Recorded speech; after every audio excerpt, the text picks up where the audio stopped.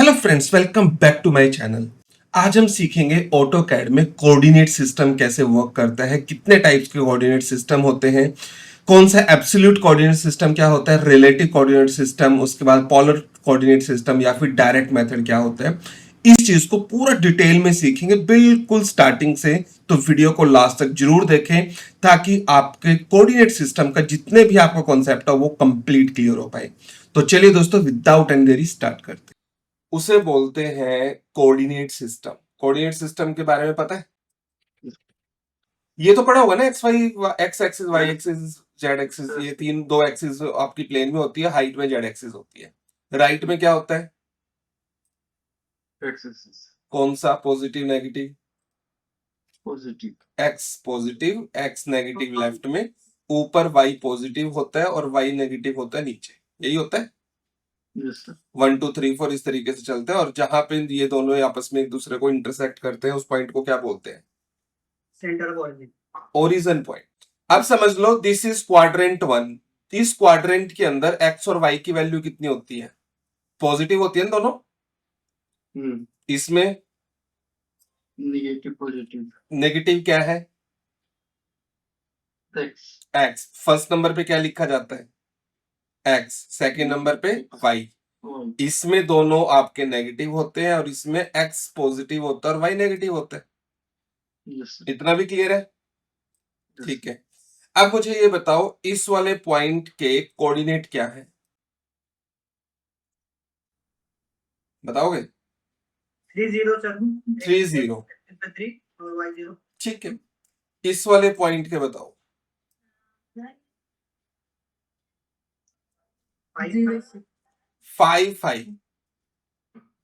5 5 क्यों? पहले 5 है, दूसरा 5 है। पहले किसके बताते हैं? एक्स के। तो 0 से काउंट करो कि ये 5 तक जा रहे हैं, और फिर वाई पे देखो, ये यहां से 5 तक जा रहा है, तब जाके ये बना ना। तो 5 5 हो गया। इस वाले पॉइंट के बताओ। पहले एक्स के फिर वाई के। हाँ जी। 5 2। 5 2। क्या ये ठीक है? -5 -5 2। ये ध्यान रखना है, एक्स नेगेटिव में है यहाँ पे। इस वाले पॉइंट के बताओ। 6 कोमा -3। बढ़िया।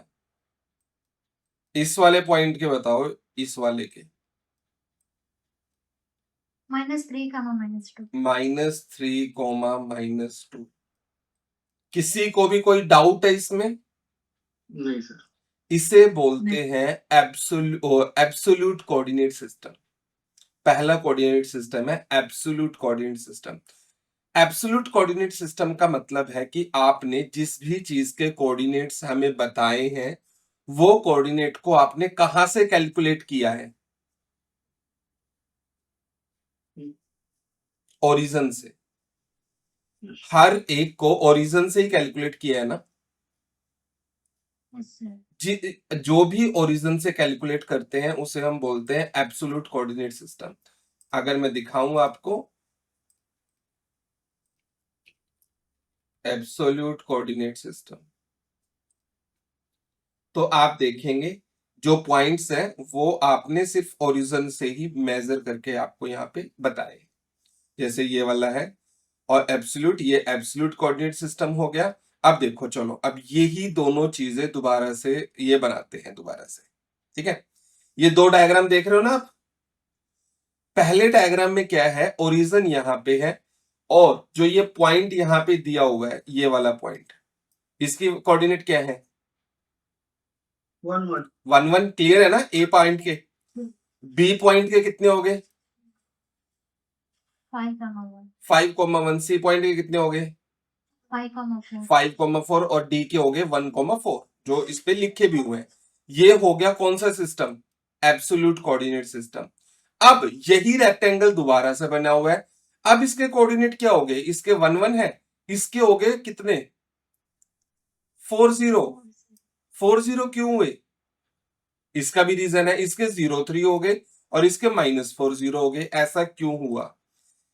ऐसे इसलिए हुआ, अब मैं लास्ट पॉइंट को ओरिजिन मान के चलूंगा। मैं अब ओरिजिन इसको नहीं मानूंगा, मैं जहां से चलूंगा उसको ओरिजिन मानूंगा।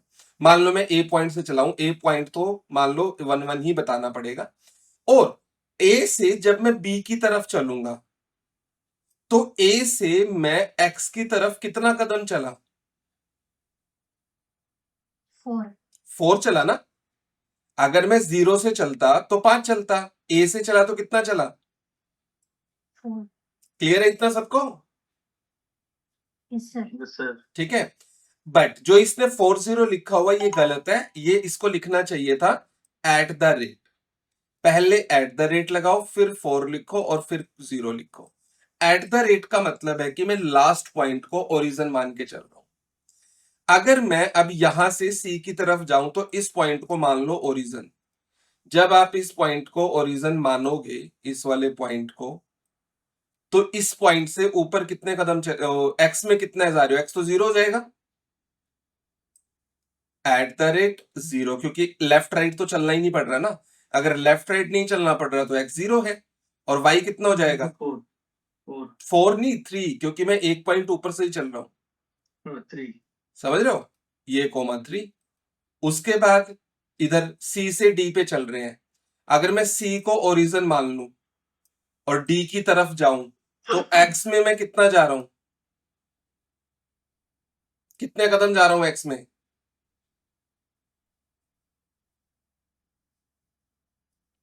0, 4 कदम जा रहा हूं। नेगेटिव में जा रहा हूं या पॉजिटिव में जा रहा हूं?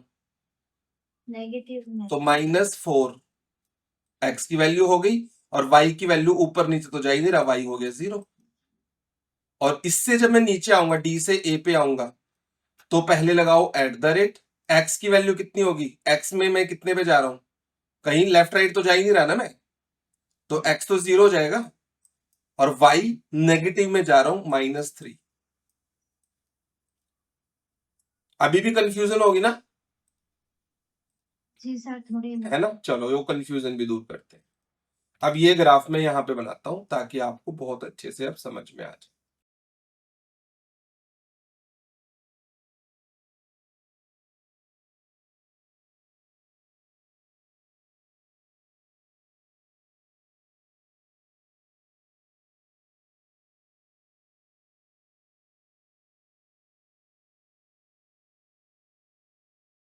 हाँ, अब अगर मैं जिस पॉइंट के बारे में पूछूं उस पॉइंट के बारे में बताना। अगर मैं पूछूं अब इस पॉइंट के बारे में, इस पॉइंट के कोऑर्डिनेट कितने हुए? 3. यहां से चलोगे 3, ऊपर चलोगे 3, तो ये हो गए 3,3। इतना क्लियर है?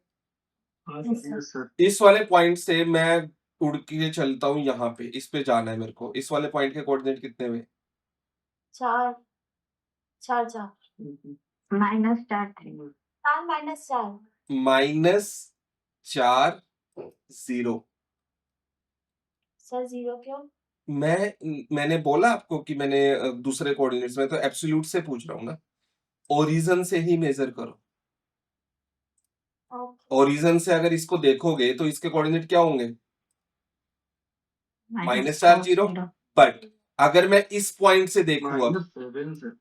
-7 नहीं, इस वाले पॉइंट के कितने हैं? 4 है ना। हम अगर 3.33 से अगर मैं चला तो सर मैं वही बता रहा हूँ ना, सुनो तो मेरी बात ध्यान से। अभी मैंने पूछा कि ओरिजिन से बताओ। ओरिजिन से जब आप बताओगे तो इधर 4 ही चला ना, Yes, sir. और वाई में कितना चला? वाई में 4 चला। वाई में भी तो ऊपर 4 चलना पड़ेगा, ठीक है। बट एकदम से कंफ्यूजन हो गया ना, क्योंकि मैंने क्या बोल दिया, इस वाले पॉइंट से एक एरो बना दी, इसलिए कंफ्यूजन हुआ ना।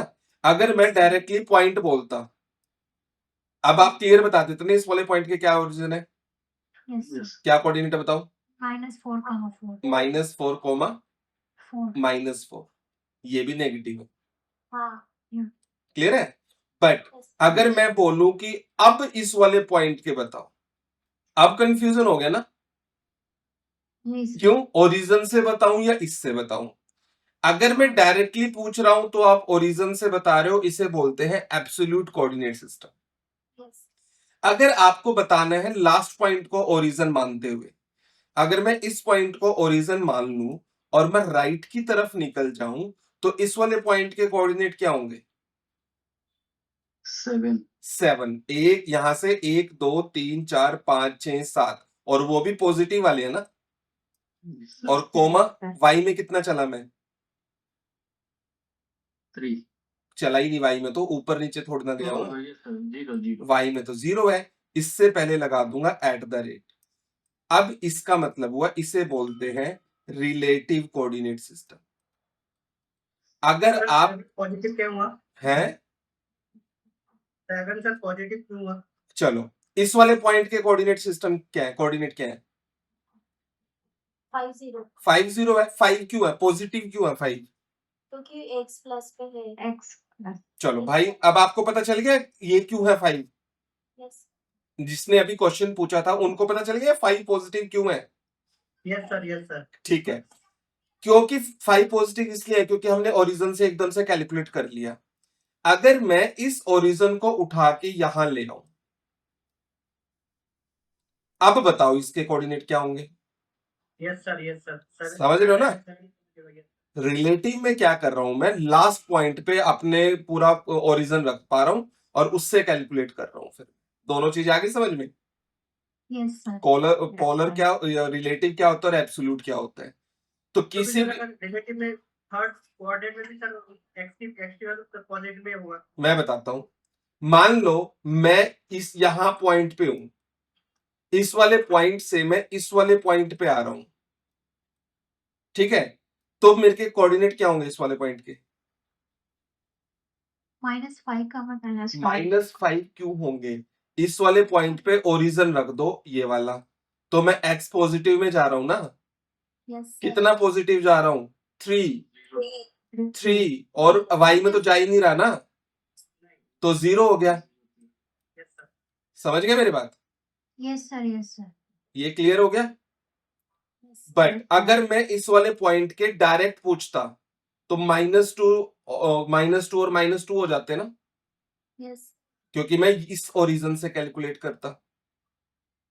माइनस के x2 और माइनस के y2 y2 इसे बोलते हैं रिलेटिव, जो लास्ट पॉइंट को ओरिजिन बनाता हूं। एब्सोल्यूट बोलते हैं जिस पॉइंट के आप डायरेक्टली बताओगे ओरिजिन को ओरिजिन मान के, उसे एब्सोल्यूट बोलते हैं। बट इन दोनों का ही हमारे उसमें कोई काम नहीं है। काम किसका है वो बताता हूं। फॉर एग्जाम्पल ये ग्राफ काम आएगा बाद में, न्यू पेज ले लेता हूं। काम है तीसरे वाले का, जो हम करते हैं क्या, पोलर कोऑर्डिनेट सिस्टम। पोलर काम आता है। पोलर क्या काम आता है? फॉर एग्जाम्पल अब आपने डी देखा होगा,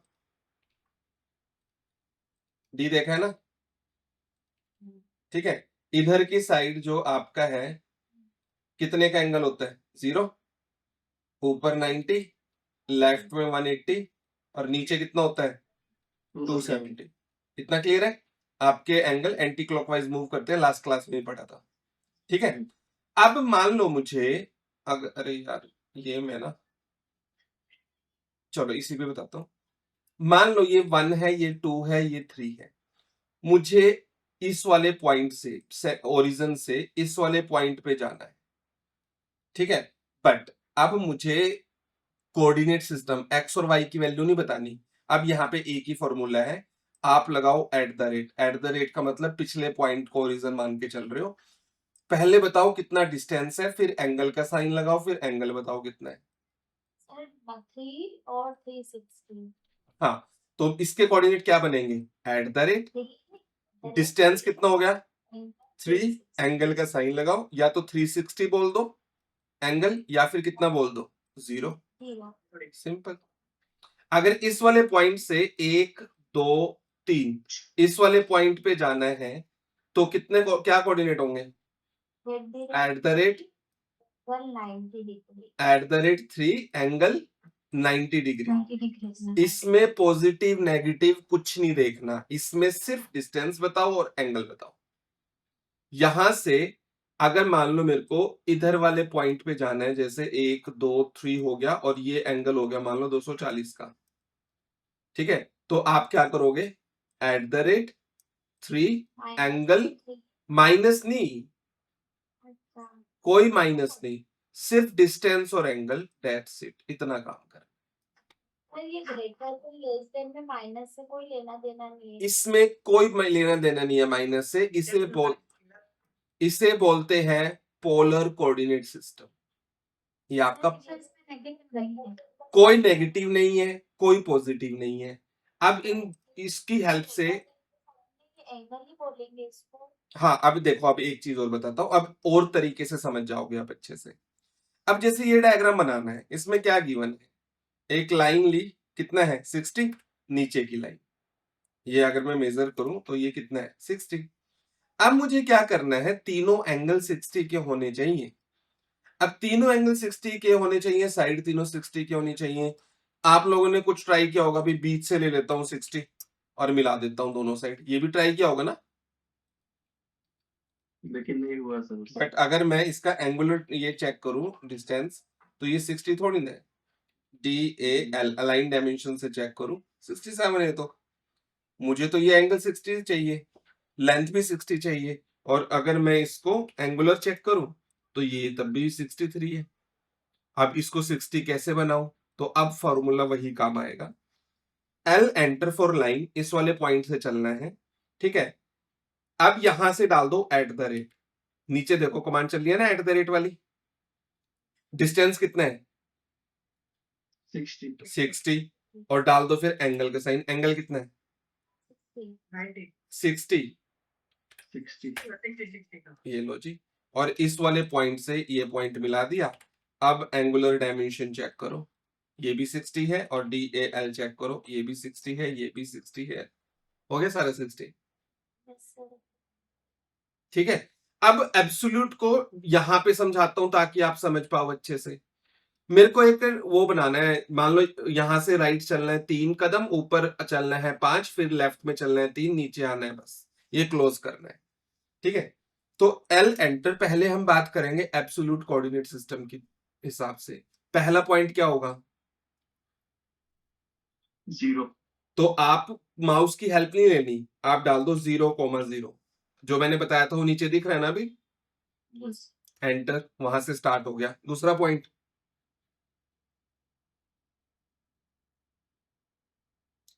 3 कदम चलना है एक्स में, राइट में,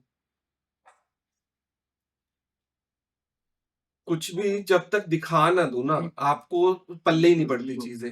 दोबारा बताता हूं, समझ लो पहले मैं क्या करना चाह रहा हूं। कहां गया पेन मेरा, यहां से मेरे को यहां जाना है, फिर ऊपर जाना है 5, फिर इधर जाना है, और फिर इधर मेरे को ये बॉक्स बनाना है। इस वाले पॉइंट के कोऑर्डिनेट कितने होंगे 3,0। इस वाले पॉइंट के 3,5। इस वाले पॉइंट के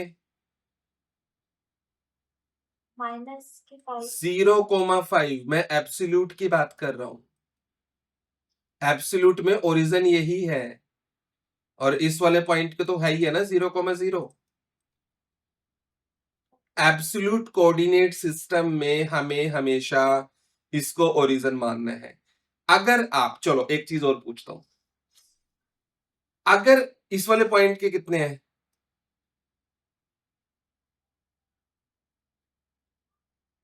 5,2, समझ गया। इधर से मैं अगर यहां पे आऊं, इस वाले पॉइंट के कितने हैं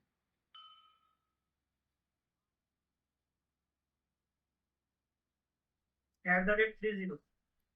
ये एक मेन पॉइंट है। मेन पॉइंट क्या, कि अगर आप रिलेटिव कोऑर्डिनेट सिस्टम यूज कर रहे हो तो पहले @ लगाओ, उसके बाद x की वैल्यू बताओ। x की वैल्यू कितनी है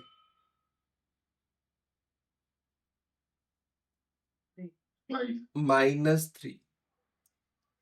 अगर मैं इसको ओरिजिन मान लूं और लेफ्ट में जाऊं तो कितना कदम जा रहा हूं मैं, लेफ्ट में नेगेटिव में जा रहा हूं ना, -3, और कोमा y में तो जा नहीं रहा 0। और अगर आप डायरेक्ट बोलोगे -30, मान लो आपने बोल दिया -30, तो -30 कोऑर्डिनेट है आपके इसके है ना कोऑर्डिनेट।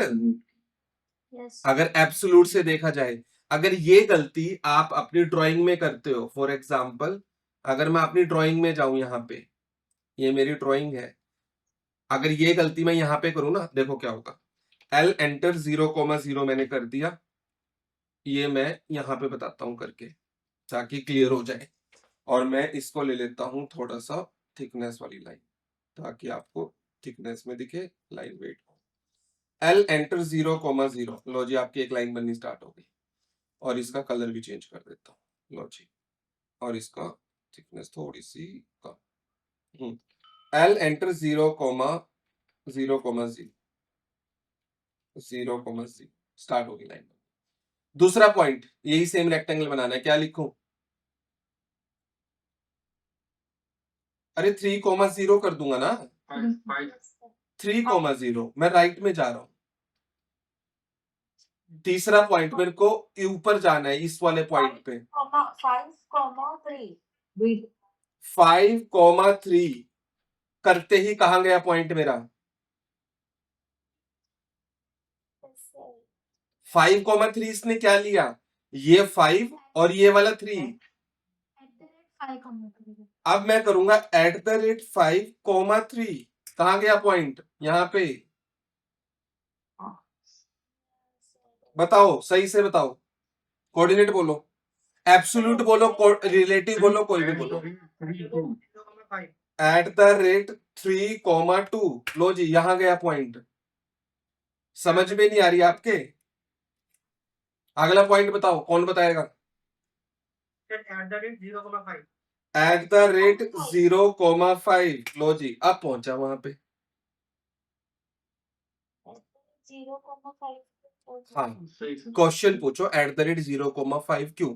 क्यों इसका पता है? क्योंकि 3 वहां पे रिलेटिव लिया। क्योंकि हमने रिलेटिव लिया है। रिलेटिव लेते ही हमने क्या किया? इस पॉइंट को ओरिजिन बना दिया। इस पॉइंट को अगर ओरिजिन बनाया तो ऊपर जाना है, एक्स में तो नहीं जा रहा ना मैं, लेफ्ट राइट। तो एक्स की वैल्यू कितनी हो जाएगी? 0। वाई में कितना जा रहा हूं? 5, तो आ गई यहां पे। चलो अंडू किया मैंने, दोबारा बताओ, बट अभी एब्सोल्यूट से बताना है, रिलेटिव से नहीं। 3,5 पहुंच गया ना? ये क्लियर हो गया? अगला पॉइंट बताओ। अब एब्सोल्यूट से बताना है कि रिलेटिव? किसी से भी बता दो, मेरे को वहां पहुंचना है। 0,5 पहुंच गया ना वहां पे? ये हो गया एब्सोल्यूट से। अब रिलेटिव से बताओ। 0,3 0,3 पहुंचा मैं वहां पे? सर ऊपर से @0 पहले ध्यान रखो, रिलेटिव बोल रहे हो तो @ लगाओ। के बाद क्या डालना है? 0,3 0,3 कहां पहुंचा मैं? ऊपर पहुंच गया। और भी -3 -3,0 अब पहुंचा। किसी को पूछना है ये क्यों हुआ? क्लियर है ना सबको? अगला पॉइंट क्लोज करना भी है।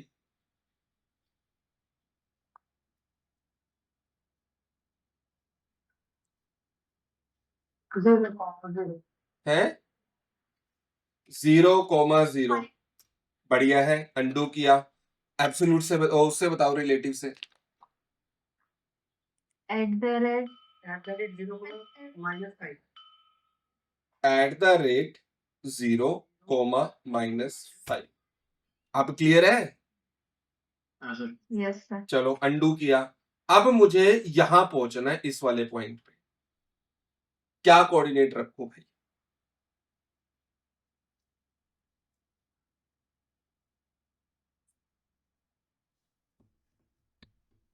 बताओ। इससे बताओ सर, एब्सोल्यूट से कि रिलेटिव? मेरे को नहीं पता, पहुंच जाना चाहिए, कैसे भी बता दो।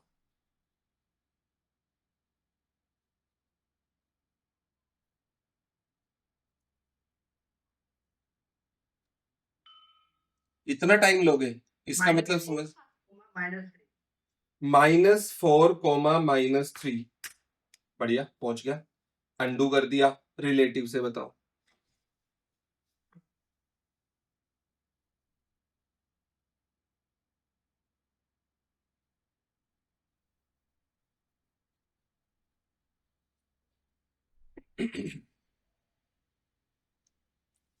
वेट कर रहा हूं।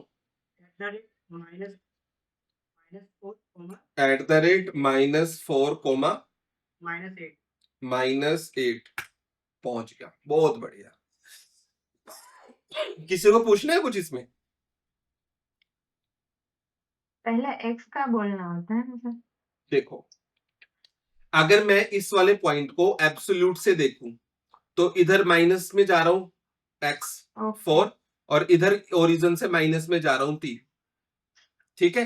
तो -4 -3 हो गया। बट अगर मैं इसको ओरिजिन बना लूं तो x तो वही है ना -4, बट y मैं अब यहां से कैलकुलेट करूंगा। 5 तो ये टोटल हो गए, 3 ये हो गए, तो -4 -3 हो गए। चलो इस वाले पॉइंट पे पहुंच गया। अब मुझे भाई कैसे भी करके यहां पहुंचा दो।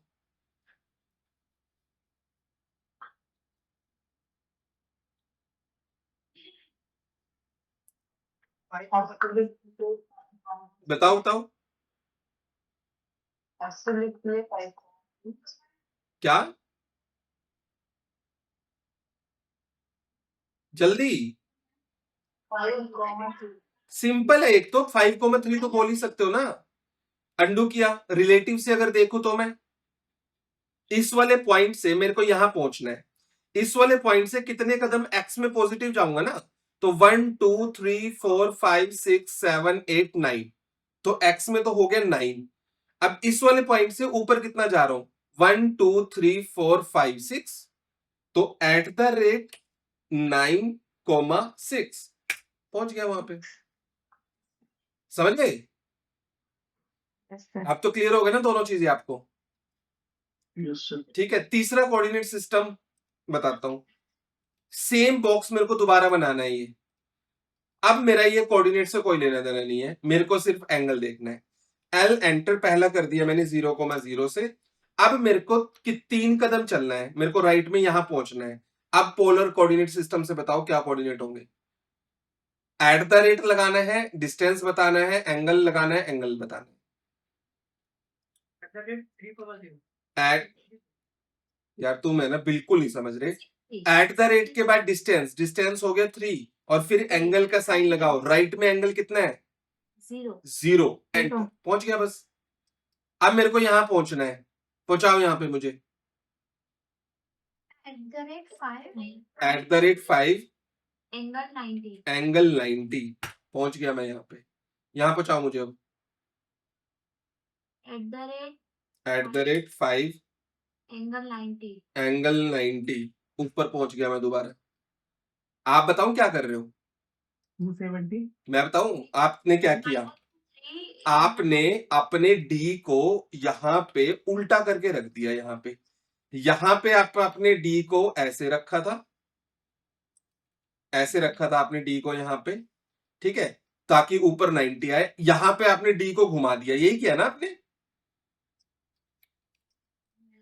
जब हम डी यूज करते हैं, जब आपने यूज किया होगा डी को, अगर मैं इस डी को यूज कर रहा हूं तो हर एक पॉइंट पे सीधा ही तो रखूंगा। यहां पे भी ऐसे, यहां पे भी ऐसे, यहां पे भी ऐसे। मेरा 90 हमेशा ऊपर रहेगा। समझ रहे हो मेरी बात? जब यहां पे मैं डी यूज करूंगा तो यहां पे मेरे को डी को अगर मैं यहां पे रखूं ऐसे ही रखना पड़ेगा। इस वाले पॉइंट पे भी ऐसे रखना पड़ेगा, इस वाले पॉइंट पे भी मेरे को ऐसे रखना पड़ेगा। जब मैं ऐसे डी रखूंगा तो ऊपर लाइन नहीं जाएगी। तो यहां से मेरे को लेफ्ट जाने के लिए कितने कदम चलने हैं? 3 कदम चलना है। मैं 3 पॉइंट पे हूं ना, तो 1 2 3, तो एट द रेट 3 और किस एंगल पे चलना है, तो राइट में कितने का एंगल होगा 180। अब जब मैं ऊपर से नीचे आऊंगा तो एट द रेट लगाओ, डिस्टेंस कितना चलना है 5 कदम 5, और एंगल कितना चलना है नीचे की तरफ, एंगल कितना होगा 280 270। आपने फिर घुमा दिया अपने डी को। सर 270। मैंने यहां पे जब डी आपको बताया है तो डी में यही बताया ना कि एंगल नहीं घुमाने। आपका ये में 0 यहीं पे रहेगा, 90 यहीं पे रहेगा, 180 यहीं पे रहेगा और 270 यहीं पे ही रहेगा। समझ गए? अब इसी की हेल्प से एक ड्राइंग बना लेते हैं। ड्राइंग से और क्लियर हो जाएंगी चीजें। जैसे ये हो गया, एक चीज और ध्यान रखना, मैंने यही रेक्टेंगल, ये ट्रायंगल दोबारा बनाता हूं, एक लाइन ले ली 60 की,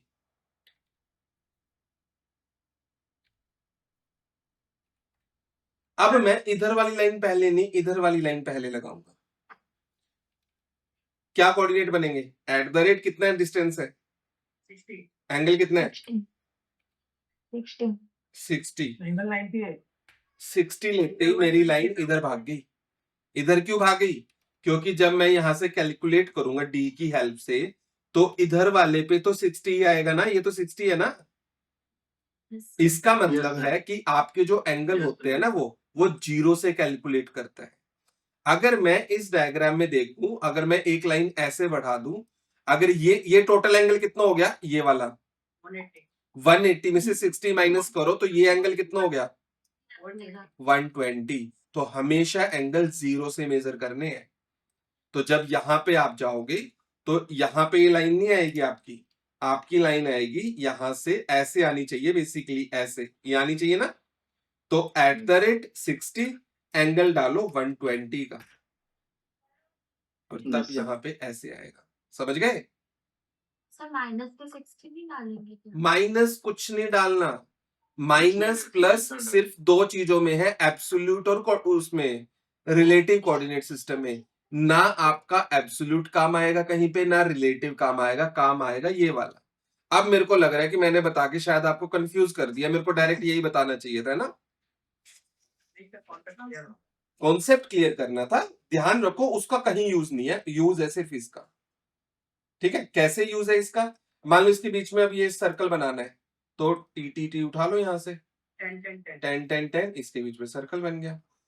अब ये स्टार बनाने में काम आएगा। ये इस स्टार के अंदर क्या गिवन है?